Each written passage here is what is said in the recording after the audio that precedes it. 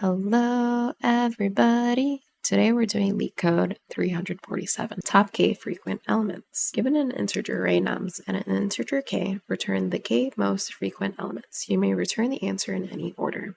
Example 1, nums 1, 1, 1, 2, 2, 3. And we want to return the two most frequent elements that we see in the array. And in this case, it is 1 and 2, because we see 1 3 times, 2 2 times, and 3 1 time. These are the most frequent, being 1 and 2. For example 2, we want to return one of the most frequent elements in this numbers array, and it happens to only have 1, so we are returning 1. So to go about this, we need a way to store the frequency for these numbers that we come across. And one way to do it is with a hash set. So for a hash set, we'll have num on the left side and the frequency on the right side. Where the first iteration, 1, there's no 1 in here, so we'll stick a 1 in here, and we've only come across it 1 time so far. At our next iteration, we'll see that we already have a 1 in here, so we're going to increase our frequency to 2, because that's how many times we've come across it so far. At our next iteration, we see that we have a 1, and we'll increase our frequency to 3. The next iteration, there's no 2, so we'll stick a 2 in here, and we've only come across it 1 time. At our next iteration, we see a 2, and we have it right here, so we'll increase our frequency to 2. At our last iteration, there's no 3, so we'll stick a 3 in here, and we've only come across it 1 time. So now what we want to do is we want to take our hash set and convert it into an array where the index is equal to the frequency, and the values that's being stored in that particular index will be the number. So here we've created an array, and this array is called bucket, where the array will contain the keys for our frequency map. It will be stored inside of this bucket, and the frequency will map to the index. So for example, as we loop through this frequency map, we'll see that for the very first entry, 1 and 3, we want to go to index 3, which is right here, and store 1 inside the bucket. Then at the next entry, 2 and 2, we want to go to frequency 2, which is index 2, and store 2 in the bucket. And for our last entry, 3, 1, we want to go to frequency 1 and store 3 inside the bucket. So this is our array right here. And to find the top 2 most frequent values in the array, we are going to loop through this array backwards so that I is here. So we'll have our result array. And in this case, because k is 2, it'll be of a length 2. And we want to check if there is anything inside of index 6. So we're starting I at the very end of the array, and there's nothing in here. So we move down to the next place, and there's nothing in here. So we move down to the next place, there's nothing here, and we decrement it again by 1. And now we find something in here.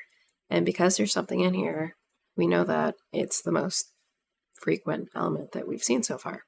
So we'll put 1 into the result, and at the next iteration, we see that there's a 2 in here, so we'll put 2 into the result. And because the result size is size k, which is 2, this is what we end up returning at the end, 1 and 2. An interesting thing that I wanted to point out is that when creating this bucket in JavaScript, we can just create this bucket by being const bucket equals open square bracket and closing bracket, but it doesn't work very well in all of the possible example inputs. There's one example that I'd like to point out, is that for this given nums, we have the number 1000, and we see it 1000 times, 1, 1, 1, 2, 3, and k equals 2.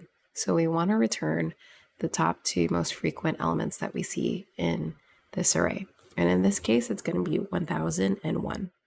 So if we're using JavaScript and the array is dynamic, where we don't allocate how many spaces this bucket size will be, it would look like this, where the frequency will be 1000 and the number is 1000. So we would have to take I and decrement it for all of these possible buckets until we get to the next frequent element, which is 1, because we see 1 3 times. And that could take the length of however long this dynamic array is, which is equal to anything in JavaScript. So for this example, it's not very cost effective. And when we allocate how large the input array, so when we allocate the bucket size for this, it makes sure that the iterations will be no greater than nums.length. So I kind of like the way this approach goes about it. We can talk about time and space complexity, where time will be equal to O of n, where n is how many elements are in this nums array, because we have to iterate through every single element in order to map out our frequency map.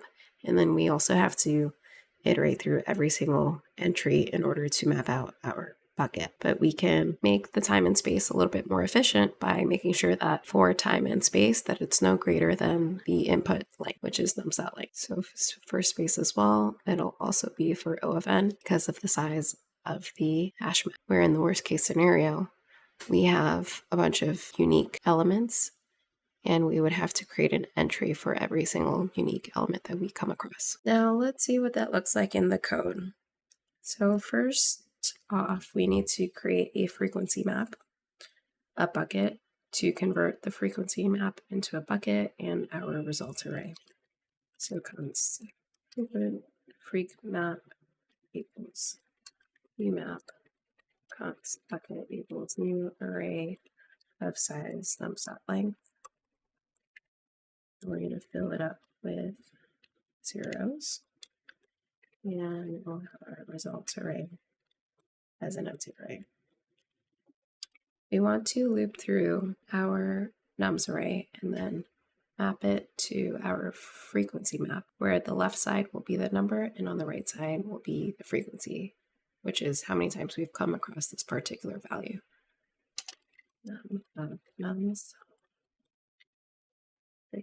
set num on the left side, and on the right side, freq map get num if it exists, or 0 if it doesn't.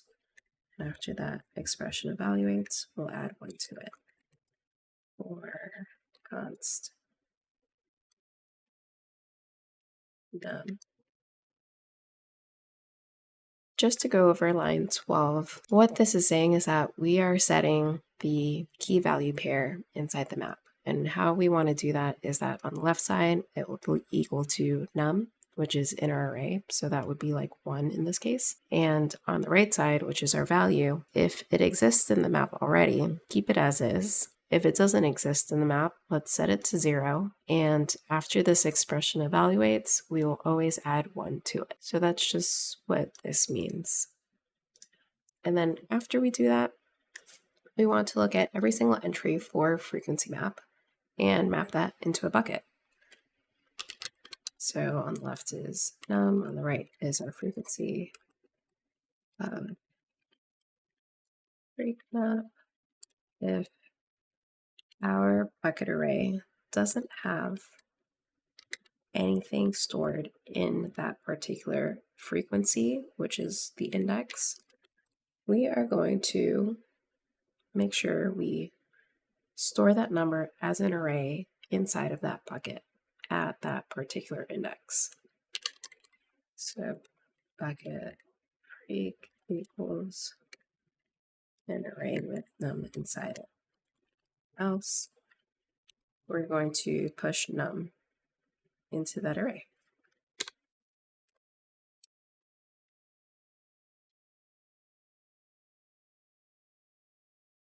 After we have the bucket array, we want to iterate it starting from the very end. And anytime we find a value inside of a bucket, we are going to push that into our result array, so long as the length of the result array doesn't exceed k. Let I equals bucket.length minus 1, while I is greater than 0 and result.length is less than k. If there's anything inside of that bucket that we're looking at, we'll do a result.push, spread operator, bucket sub I. And after all that is said and done, we'll decrement by 1, and at the end, we'll return our results. Now let's see if that passes our sample test cases, and it does. And that's how I would go about it. If you found this helpful and would like to see more, please help out by liking and subscribing. Hope to see y'all soon. Thanks for watching.